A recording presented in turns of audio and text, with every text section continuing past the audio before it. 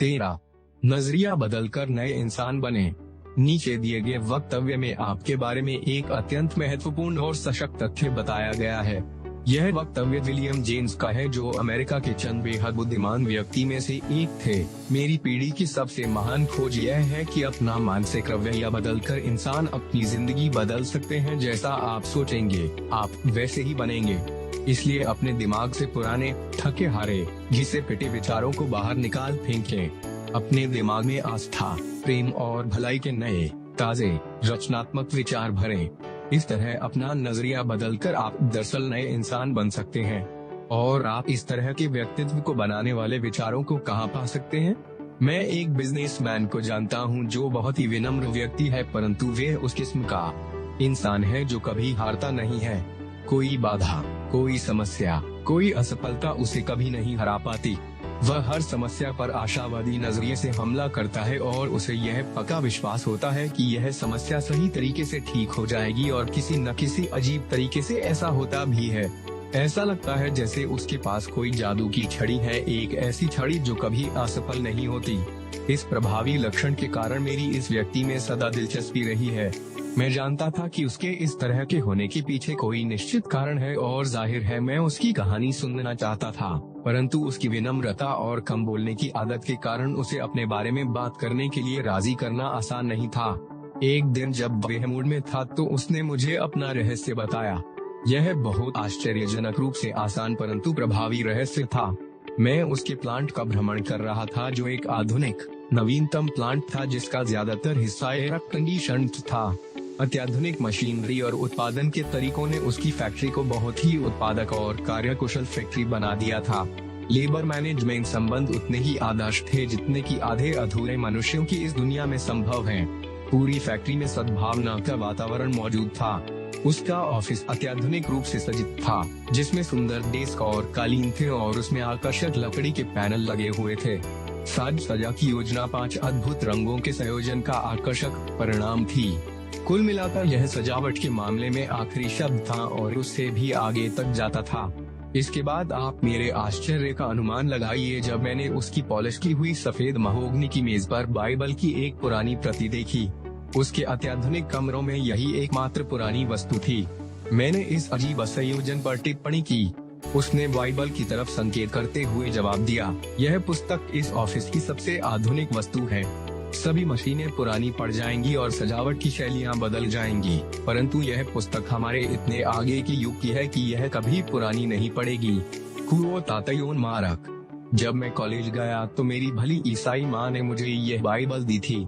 उसने यह सुझाव दिया था कि अगर मैं इसकी शिक्षा को पढ़ूंगा और इस पर चलूंगा तो मैं यह सीख जाऊंगा कि जीवन में सफलता कैसे हासिल की जाती है।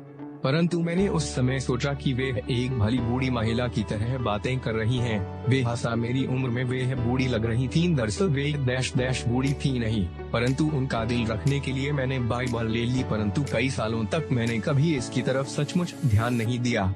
मैंने उस समय सोचा कि मुझे इसकी कोई जरूरत नहीं थी। मैं कितना मूर्ख था। फिर मैंने अपनी जिंदगी को नरक बना लिया। हर चीज गलत हो रही थी। इसका मूलभूत कारण यह था कि मैं खुद ही गलत था। मैं गलत तरीके से सोच रहा था, गलत काम कर रहा था। मैं किसी काम में सफल नहीं हो रहा था और अपने हर काम में प्रमुख कारण था गलत सोच। मैं नकारात्मक, अहंकारी, विद्वेषपूर्ण और मूर्खतापूर्ण चिंतन के जाल में फंसा हुआ था। मैं किसी की कोई बात नहीं सुनता था। मुझे लगता था जैसे मैं सब कुछ जानता था। मैं हर किसी से चिढ़ जाता था। इसमें हैरानी की बात नहीं थी कि कोई मुझे पसंद नहीं करता था। निश्चित रूप से मैं एक असफल व्यक्ति था। कुओ तातयोन मारक। यह उसकी निराशा की कहानी थी। एक रात को अपने कागजों को ठीक करते समय उसने आगे कहा, मुझे यह बाइबल दिख गई जिसे मैं लंबे समय से भूल चुका था। इसने मेरी पुरानी यादें ताज़ा कर दी और मैंने इसे बिना लक्ष्य के यूं ही पढ़ना चालू कर दिया। क्या आप जानते हैं कि चीजें कितनी अजीब तरह से होती हैं? किस तरह एक क्षण में हर चीज बदल जाती है। तो जब मैंने पढ़ा तो एक वाक्य मेरी तरफ कूदा, एक वाक्य जिसने मेरी जिंदगी बदल दी। और जब मैं कहता हूँ कि बदल दी, तो मेरा मतलब है कि सचमुच बदल दी। जिस मिनट से मैंने वह वाक्य पढ़ा हर चीज बदल गई, पूरी तरह से बदल गई। यह अद्भुत वाक्य कौन सा था मैं जानना चाहता था और उसने इसे धीरे धीरे दोहराया, ईश्वर मेरे जीवन की शक्ति है। और यही सोचकर मुझ में विश्वास आ जाता है। भजन 27.1-3 आए। मैं यह तो नहीं जानता कि इस पंक्ति का मुझ पर इतना ज्यादा प्रभाव क्यों पड़ा। उसने आगे कहा, परंतु ऐसा सचमुच हुआ था। अब मैं जानता हूँ कि मैं इसलिए कमजोर था और इसलिए असफल हो रहा था क्योंकि मुझ में आस्था नहीं थी, विश्वास नहीं था। मैं बहुत नकारात्मक और निराशावादी था। अचानक मेरे दिमाग में कुछ हुआ, शायद इसी का नाम आध्यात्मिक अनुभव है। मेरी सोच का रवैया एकदम नकारात्मक से सकारात्मक हो गया। मैंने ईश्वर में आस्था रखने और खुद अच्छे से अच्छा काम करने का निर्णय लिया और इस काम में मैंने बाइबल के सिद्धांतों का अनुसरण करने की कोशिश की। ऐसा करते ही मेरे दिमाग में नई तरह के विचार आने लगे। मैं अलग तरीके से सोचने लगा। कुछ ही समय में मेरे पुराने असफलता के विचार इस नए आध्यात्मिक अनुभव द्वारा बाहर खदेड़ दिए गए और नए विचारों के प्रवाह ने धीरे धीरे परंतु सचमुच मुझे नया व्यक्ति बना दिया। इस तरह इस बिजनेसमैन की कहानी समाप्त होती है। उसने अपने चिंतन को बदल लिया और जो नए विचार अंदर आए उन्होंने उन पुराने विचारों की जगह ले ली जो उसे हरा रहे थे और उसका जीवन बदल गया। इस घटना से हमें इंसानी स्वभाव के बारे में महत्वपूर्ण तथ्य पता चलता है। आप नकारात्मक तरीके से यानी असफलता और दुख दिलाने वाले तरीके से सोच सकते हैं, परंतु आप सकारात्मक तरीके से यानी सफलता और सुख दिलाने वाले तरीके से भी सोच सकते हैं।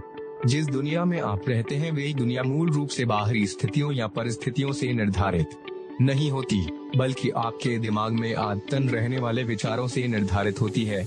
पुराने समय के महान चिंतक मार्कस ऑरेलियस के बुद्धिमत्तापूर्ण शब्दों को याद करें, किसी व्यक्ति की जिंदगी उसके विचारों से ही बनती है। यह कहा जाता है कि अमेरिका का सबसे समझदार इंसान रैल्फ वॉल्डो इमर्सन था, जो कॉनकॉर्ड का संत था।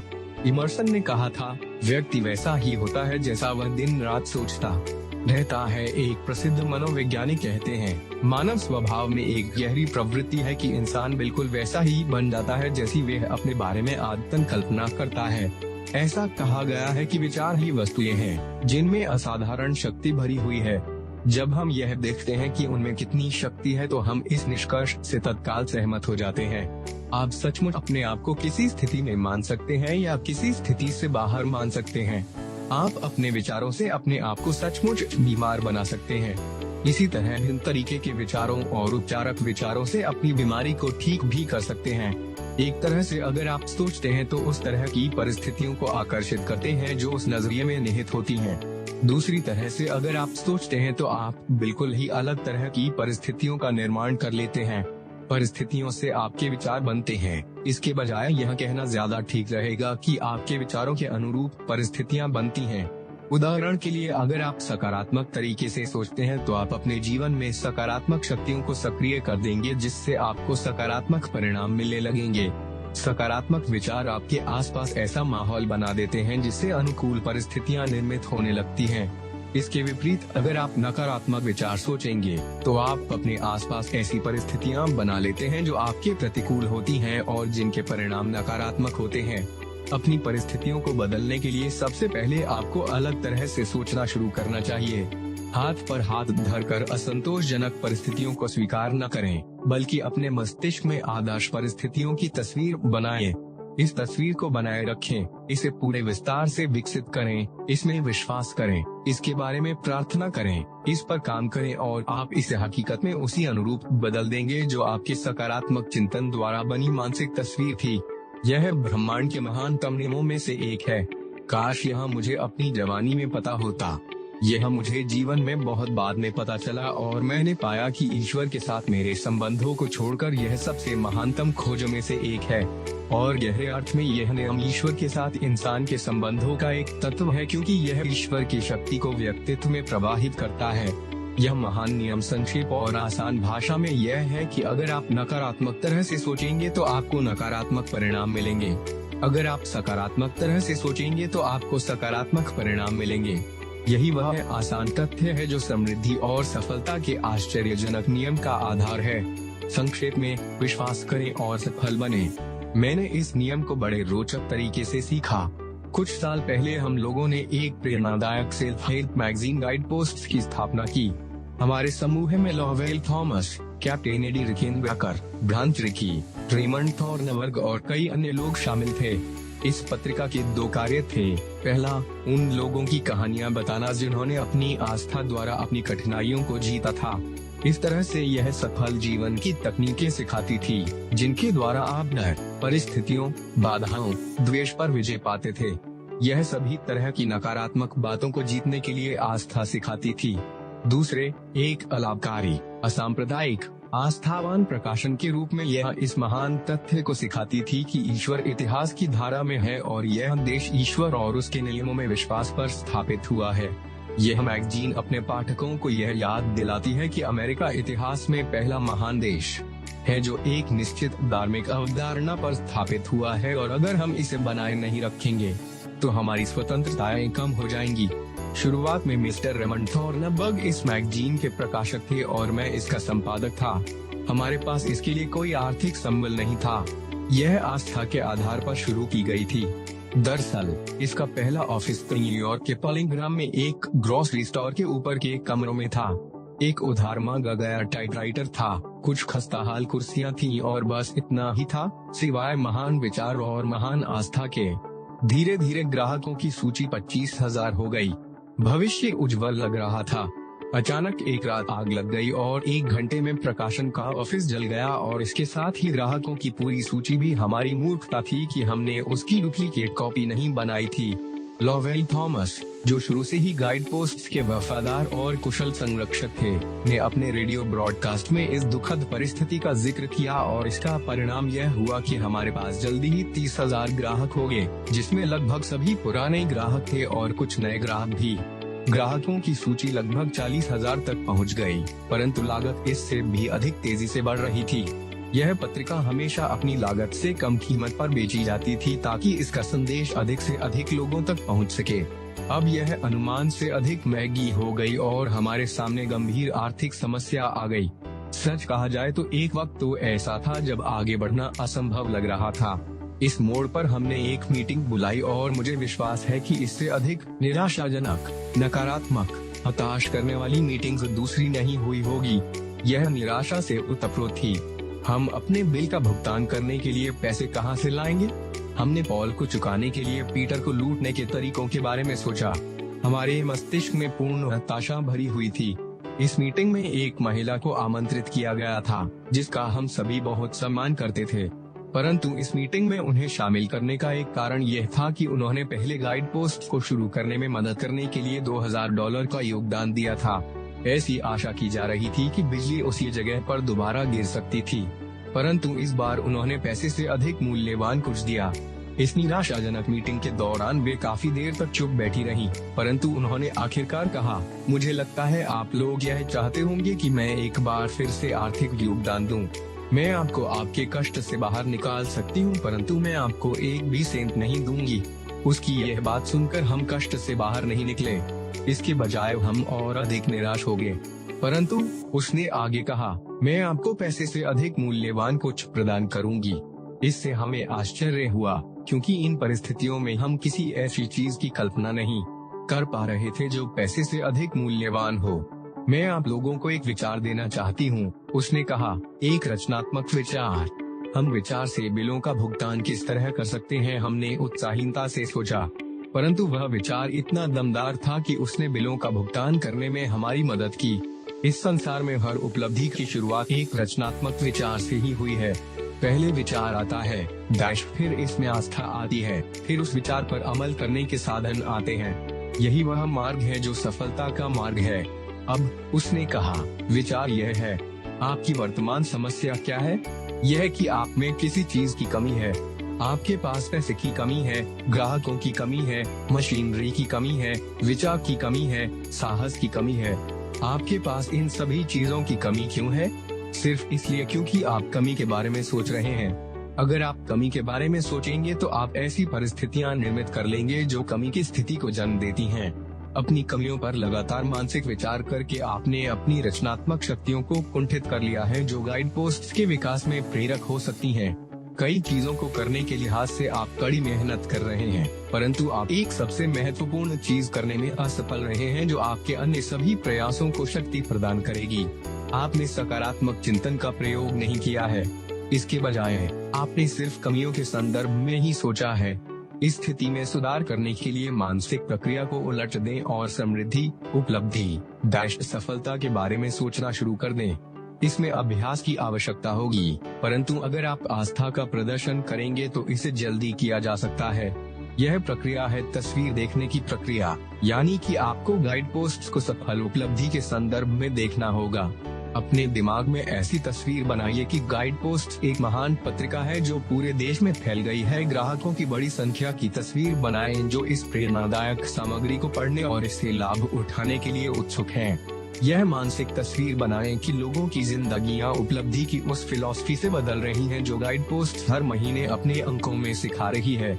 कठिनाइयों और असफलताओं की मानसिक तस्वीरों को देखना बंद करें, बल्कि अपने मस्तिष्क को उससे ऊपर उठाएं और शक्तियों और उपलब्धियों की तस्वीर बनाएं।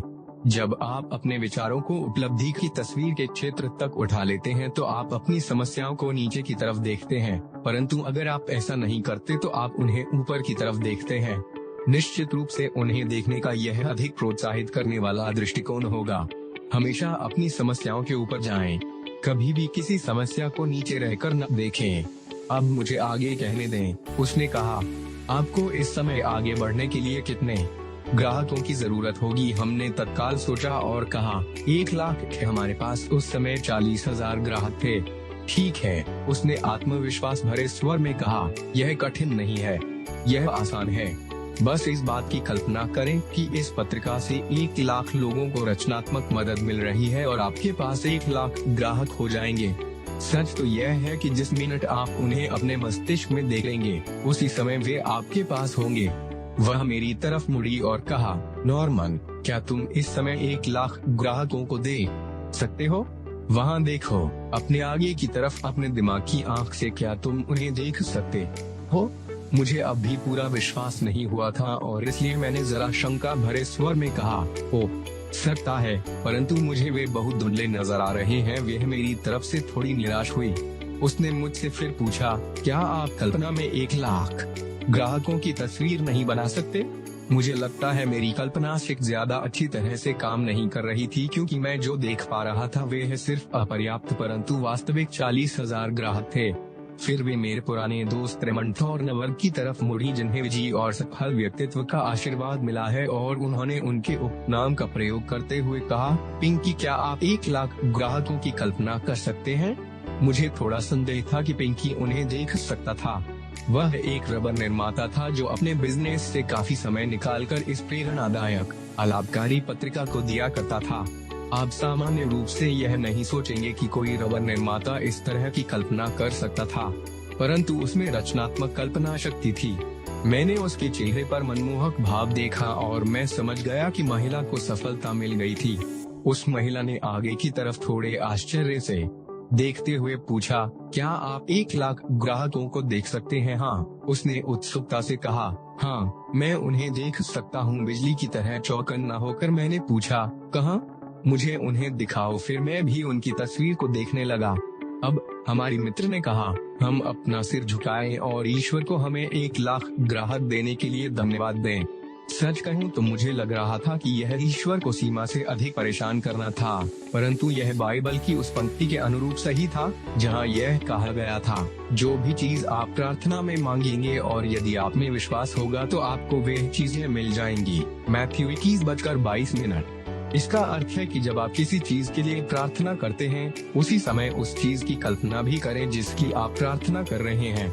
विश्वास करें कि अगर यह ईश्वर की इच्छा है और अगर यह अच्छी चीज है, यानी कि इसे स्वार्थवश नहीं बल्कि मानवता की भलाई के लिए मांगा जा रहा है, तो यह उस समय आपको दे दी जाती है।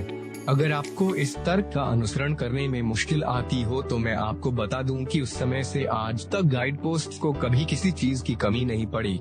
इसे आश्चर्यजनक दोस्त मिले और इसे बहुत अच्छा सहयोग मिला। यह हमेशा अपने बिलों का भुगतान कर पाई, यह आवश्यक उपकरण खरीद पाई, इसे आर्थिक समस्या नहीं रही, और जब मैं यह शब्द लिख रहा हूँ तो गाइड पोस्ट 5 लाख की संख्या के करीब पहुँच रही है और अधिक ग्राहक नियमित रूप से बन रहे हैं, कई बार तो 3 या 4 हजार प्रतिदिन। मैं इस उदाहरण को गाइड पोस्ट के विज्ञापन के उद्देश्य से नहीं बता रहा हूँ, हालांकि मैं इस पत्रिका की अपने पाठकों से प्रबल अनुशंसा करता हूँ, और अगर आप इसके ग्राहक बनना चाहते हैं तो जानकारी के लिए गाइड पोस्ट, पॉलिंग, न्यूयॉर्क को पत्र भेजें। परंतु मैं यह कहानी इसलिए बता रहा हूँ क्योंकि मुझे इस अनुभव पर श्रद्धा मिश्रित विश्वास होता है।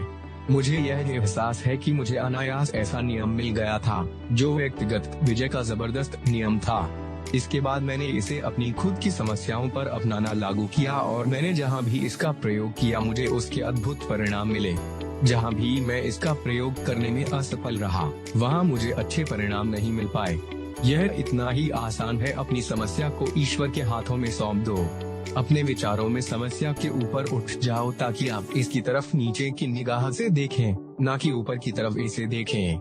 ईश्वर की इच्छा के अनुरूप इसकी जांच करें, यानी कि किसी ऐसी चीज में सफलता हासिल करने की कोशिश न करें जो गलत हो। यह सुनिश्चित कर लें कि यह नैतिक आध्यात्मिक रूप से सही है।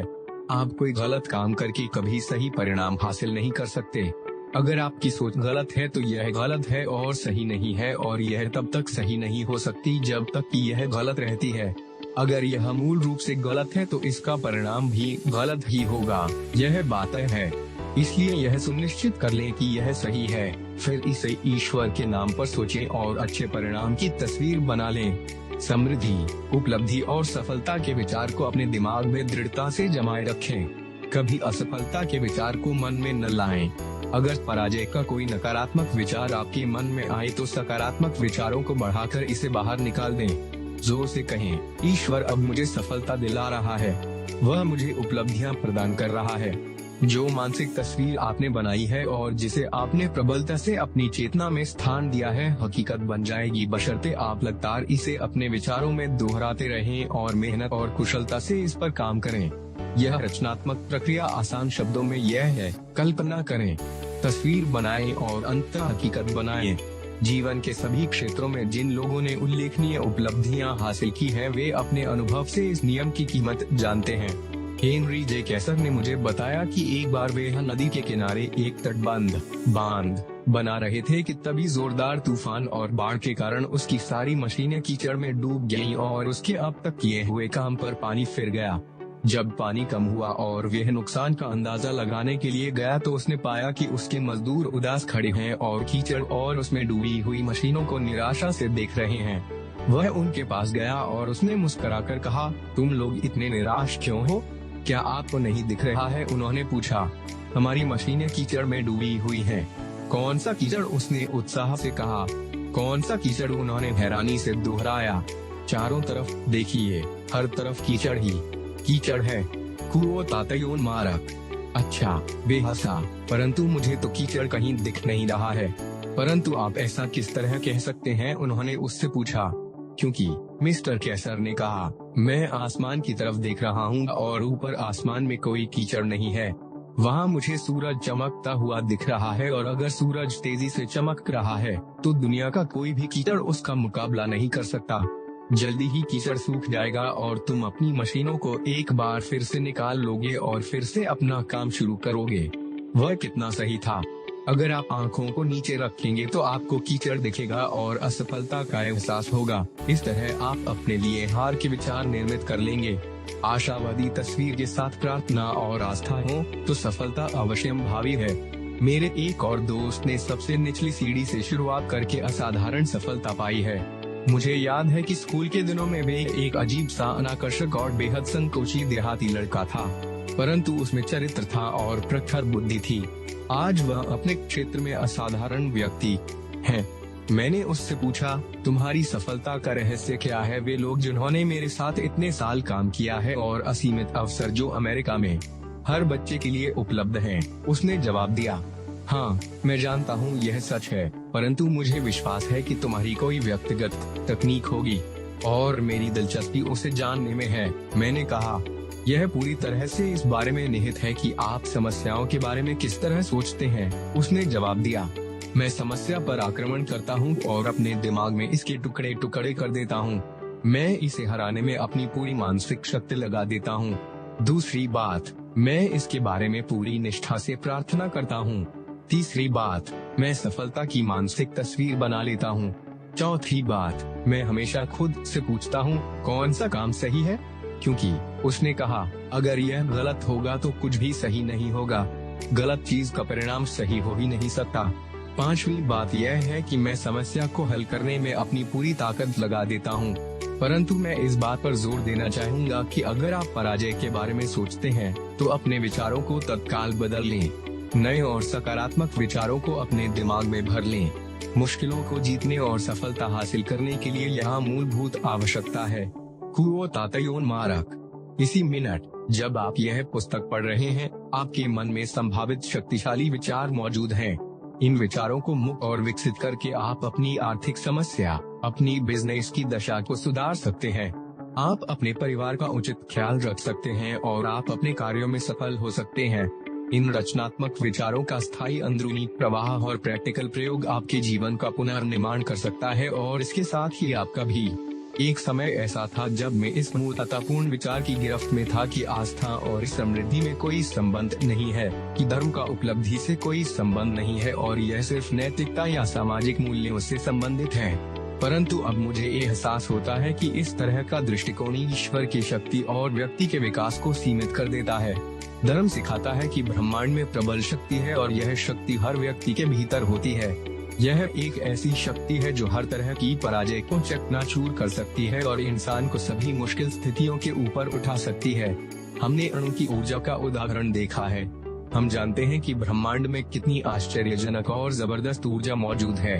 ऊर्जा की यही शक्ति मानवीय मस्तिष्क में रहती है। इस धरती पर कोई भी चीज संभावित शक्ति के रूप में मानवीय मस्तिष्क से अधिक महान नहीं है। औसत व्यक्ति को जितना एहसास है वे उससे अधिक महान उपलब्धि हासिल करने में समर्थ है। यह सच है चाहे इसे कोई भी पढ़ रहा हो। जब आप सचमुच अपने आप को मुक्त करना सीख लेंगे तो आप पाएंगे कि आपके मस्तिष्क में रचनात्मक रूप से मूल्यवान इतने विचार मौजूद हैं कि आपको किसी चीज की कमी नहीं होना चाहिए। ईश्वर की शक्ति से प्रेरित अपनी शक्ति के पूर्ण और उचित प्रयोग द्वारा आप अपने जीवन को सफल बना सकते हैं। आप अपने जीवन में कुछ भी हासिल कर सकते हैं। वे सब कुछ जिसमें आप विश्वास करें या जिसकी आप कल्पना करें, वे सब कुछ जिसके लिए आप प्रार्थना करें और काम करें। अपने मस्तिष्क में गहराई से देखें। अद्भुत आश्चर्य वहाँ पर मौजूद है। आपकी स्थिति आज चाहे जो हो, आप इसे सुधार सकते हैं। सबसे पहले तो अपने मन को शांत कर लें ताकि आत्मा की गहराई से आपको नई प्रेरणा और नए विचार मिल सकें। विश्वास करें कि ईश्वर आपकी मदद कर रहा है। उपलब्धि की तस्वीर बनाएं। अपने जीवन का आध्यात्मिक आधार मजबूत कर लें ताकि ईश्वर के सिद्धांत आपके भीतर काम कर सकें। अपने मन में असफलता की बजाय सफलता की तस्वीर बिठा लें। अगर आप यह सब करेंगे तो आपके मस्तिष्क में रचनात्मक विचार उन्मुखता से प्रवाहित होने लगेंगे। यह एक अद्भुत नियम है, एक ऐसा नियम जो किसी का भी जीवन बदल सकता है, आपका भी। चाहे आपकी राह में कितनी भी मुश्किलें हों, नए विचारों के प्रवाह से आप हर मुश्किल को दूर कर सकते हैं। और मैं दोहरा दूं, हर मुश्किल को। अंतिम विश्लेषण में मैं यह कहना चाहूँगा कि अगर कोई इंसान रचनात्मक और सफल जीवन जीने में असफल होता है तो उसका मूलभूत कारण यह है कि उसके अंदर ही कोई गलती होती है। उसकी सोच गलत होती है। उसे अपने विचारों की गलती को सुधारने की आवश्यकता है। जब 23वां भजन कहता है, वे हम मुझे सही रास्तों पर ले जाता है, तो इसका अर्थ सिर्फ अच्छाई का रास्ता ही नहीं है, बल्कि सही मानसिकता का रास्ता भी है। जब यशायाह कहते हैं, बुरे व्यक्ति अपने रास्ते को त्याग दें और गलत व्यक्ति अपने विचारों को, यशायाह 55:7, तो इसका सिर्फ यह अर्थ नहीं है कि व्यक्ति बुराई को छोड़कर अच्छाई करे, बल्कि यह भी है कि वह अपनी सोच को गलत से सही कर ले, त्रुटि की बजाय सत्य पर आधारित कर ले। सफल जीवन का महान रहस्य अपने आप में त्रुटि की मात्रा को कम करना और सत्य की मात्रा को बढ़ाना है। नए सही स्वस्थ विचारों का प्रवाह जब मस्तिष्क में होता है तो यह रचनात्मक रूप से जीवन की परिस्थितियों को प्रभावित करता है, क्योंकि सत्य हमेशा सही तरीकों का निर्माण करता है और इसलिए हमें परिणाम भी सही मिलते हैं। वर्षों पहले मैं एक युवक को जानता था जो कुछ समय तक मेरे पूरे अनुभव में सबसे बुरी तरह असफल व्यक्तियों में से एक था। उसमें आकर्षक व्यक्ति होने की संभावना थी, परंतु वह हर काम में असफल हो जाता था। कोई व्यक्ति उसे काम पर रखता था और उसके बारे में उत्साही रहता था, परंतु जल्दी ही उसका उत्साह ठंडा पड़ जाता था और कुछ ही समय बाद उसे नौकरी से निकाल दिया जाता था। यह असफलता का चक्र कई बार दोहराया गया। वह एक व्यक्ति के रूप में भी असफल था और कर्मचारी के रूप में भी। उसकी पटरी किसी से भी नहीं बैठती थी। वह कोई काम सही तरह से नहीं कर पाता था और वह मुझसे पूछा करता था, मेरे साथ क्या गड़बड़ है कि हर चीज परेशानी हो जाती है। इसके बावजूद उसमें बहुत दम था। वह बहुत दम्भी और घमंडी था और उसमें चिढ़ाने वाली आदत यह थी कि वह अपने आप को दोष देने के बजाय बाकी सबको दोष देता फिरता था। उसने जिस भी ऑफिस में काम किया वहाँ कुछ न कुछ गड़बड़ थी। जिस संगठन में उसे नौकरी में ली उसमें कोई न कोई दोष था। उसने अपनी असफलताओं के लिए हर एक को दोष दिया, सिवाय अपने आप को वह अपने अंदर झांकने को ही तैयार नहीं था। उसे यह एहसास कभी नहीं हुआ कि उसके अंदर भी कोई गलती हो सकती है। बहरहाल एक रात वह मुझसे बात करना चाहता था और जब मुझे एक भाषण देने के लिए 100 मील की यात्रा करना थी तो वह मेरे साथ गया और वापस आया। वापसी पर हम लोग आधी रात के करीब सड़क के किनारे एक स्टॉल में हैमबर्गर और कॉफी के लिए रुके। मैं नहीं जानता था कि उस हैमबर्गर सैंडविच में क्या था, परंतु इस घटना के बाद मेरे मन में हैमबर्गर के लिए नया नजरिया पैदा हो गया है, क्योंकि अचानक वह चिल्लाया, मुझे पता चल गया। तुम्हें क्या पता चला गया? मैंने आश्चर्य से पूछा। मुझे जवाब मिल गया। अब मैं जानता हूँ कि समस्या मुझ में है। मेरे साथ हर चीज गड़बड़ इसलिए होती है क्योंकि मैं खुद ही गड़बड़ हूँ। मैंने उसकी पीठ ठोंकते हुए कहा, शाबाश, अब तुम सही रास्ते पर जा रहे हो। यह बिल्कुल ही स्पष्ट है। उसने कहा, मैं गलत तरीके से सोच रहा था और इसी वजह से मुझे गलत परिणाम मिले। कुओ तातयोन मारक। इस समय तक हम लोग चांदनी रात में मेरी कार के पास खड़े थे और मैंने उससे कहा, हैरी, तुम्हें एक कदम आगे जाना चाहिए और ईश्वर से यह प्रार्थना करना चाहिए कि वे तुम्हें अंदर से नई शक्ति दे। मैंने बाइबल की यह पंक्तियां दोहराई, तुम्हें सच्चाई पता चलेगी और यह सच्चाई तुम्हें मुक्त कर देगी। जॉन 8:32। अपने मन में सच्चाई जान ले और आप अपनी असफलताओं से मुक्त हो जाएंगे। वह ईसा मसीह का उत्साही अनुयायी बन गया। सच्ची आस्था और विचारों तथा व्यक्तिगत आदतों के पूर्ण परिवर्तन से गलत सोच और गलत काम उसके स्वभाव से ही हट गए। उसने त्रुटिपूर्ण पैटर्न के बजाय सही पैटर्न विकसित करके खुद को सही कर लिया। जब वह सही बन गया तो उसके साथ हर चीज सही होने लगी। नीचे 7 व्यावहारिक तरीके दिए जा रहे हैं जिनके सहारे आप अपने मानसिक रवैये को नकारात्मक से सकारात्मक कर सकते हैं, नए रचनात्मक विचारों को मुक्त कर सकते हैं और गलत तरीके के बजाय सही तरीके से सोचना शुरू कर सकते हैं। इनका प्रयोग करें, प्रयोग करते रहें। ये सचमुच काम के हैं। 1. अगले 24 घंटे हर चीज के बारे में जानबूझकर अच्छा बोलें। आपकी नौकरी, आपकी सेहत, आपके भविष्य के बारे में अपनी इच्छाओं के विपरीत भी जाकर हर चीज के बारे में आशावादी बातें करें। यह कठिन होगा क्योंकि शायद निराशावादी बातें करना आपकी आदत बन चुकी है। इस नकारात्मक आदत पर आपको नियंत्रण करना होगा, चाहे इसके लिए आपको इच्छा शक्ति का प्रयोग करना पड़े। 2. 24 घंटे तक आशावादी तरीके से बोलने के बाद 1 सप्ताह तक इसी प्रयोग को करते रहें। 1 सप्ताह बाद आपको इस बात की छूट दी जाती है कि आप यथार्थवादी तरीके से 1-2 दिन बोल सकते हैं। अब आप पाएंगे कि यथार्थवादी से आपका मतलब 1 सप्ताह पहले दरअसल निराशावादी था, परंतु अब आपके लिए यथार्थवादी का पूरी तरह अलग अर्थ होगा। यह सकारात्मक नजरिए की शुरुआत है। जब अधिकांश लोग कहते हैं कि ये यथार्थवादी हो रहे हैं तो वे खुद को धोखा दे रहे हैं, वे सिर्फ नकारात्मक हो रहे हैं। 3.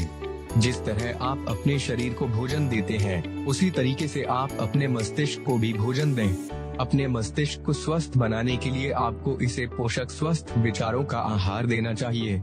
इसके लिए आप आज ही अपने सोचने के तरीके को नकारात्मक से सकारात्मक में बदल दें। न्यू टेस्टामेंट शुरू से पढ़ना आरंभ करें और इसमें आस्था के बारे में लिखे हुए हर वाक्य को अंडरलाइन करें। इसे करना जारी रखें जब तक कि आप चारों पुस्तकों मैथ्यू, मार्क, ल्यूक और जॉन के इस तरह के हर वाक्य को अंडरलाइन न कर दें। खास तौर पर मार्क 11:22, 23-24 पर ध्यान दें। वे उन पंक्तियों का उदाहरण हैं जिन्हें आपको अंडरलाइन करना है और अपनी चेतना में गहराई से बिठाना है। 4. इसके बाद न्यू टेस्टामेंट के जिन वाक्यों को आपने अंडरलाइन किया है उन्हें याद करना शुरू कर दें। एक दिन में एक वाक्य से शुरू करें और तब तक करें जब तक कि आपको पूरी सूची याद न हो जाए। इसमें समय लगेगा, परंतु याद रखें, आप इसमें जितना समय लगाएंगे आपने नकारात्मक चिंतक बनने में उससे बहुत अधिक समय लगाया है। अपने नकारात्मक पैटर्न को बदलने में आपको समय भी देना होगा और प्रयास भी करने होंगे। 5.